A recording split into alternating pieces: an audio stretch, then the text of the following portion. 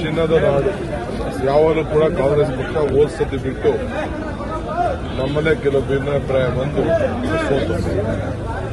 ಈ ಸತಿ ಬಿಜೆಪಿ ಸೋಲ್ತೀವಿ ಅಂತಾನೆ ತಿಳ್ಕೊಂಡು ಬಿಜೆಪಿಯವ್ರಿಗೆ ಟಿಕೆಟ್ ಕೊಡದೆ ಗೆದ್ದಾದಂತವ್ರಿಗೆ ಟಿಕೆಟ್ ಕೊಟ್ಟಿದ್ದಾರೆ.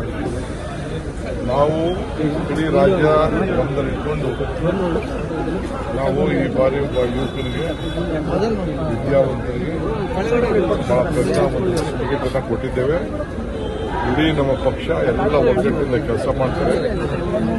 ಒಂದು 3 ಲಕ್ಷ ಹೆಚ್ಚು ಅಂತರದಿಂದ ನಮ್ಮ ಅಭ್ಯರ್ಥಿ ಗೆಲ್ತಾರೆ. ಹೊರಗಡೆಯಿಂದ ಅಭ್ಯರ್ಥಿ ಅಂತ ಹೇಳ್ತಾರೆ. ಎಲ್ಲೂ ಭಿನ್ನಾಭಿಪ್ರಾಯ ಎಲ್ಲರೂ ಸೇರಿ ಎಲ್ಲರನ್ನು ಕುಂದಿಸಿಕೊಂಡು ನಾವು ಅಭ್ಯರ್ಥಿಯನ್ನ ಆಯ್ಕೆ ಮಾಡಿದ್ದೇವೆ.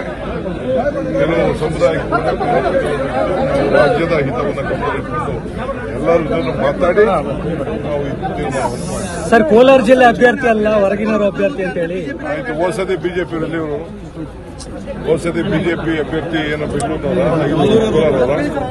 ನಾವು ಮಾತಾಡೋದು ಯಾರು